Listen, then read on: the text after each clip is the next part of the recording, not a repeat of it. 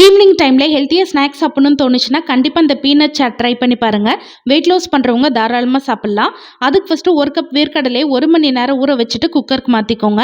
இது கூடவே தேவையான தண்ணி உப்பு சேர்த்துட்டு 3 விசில் விட்டு நல்லா வெந்ததுக்கப்புறம் தண்ணி இல்லாமல் வடித்து எடுத்துக்கோங்க.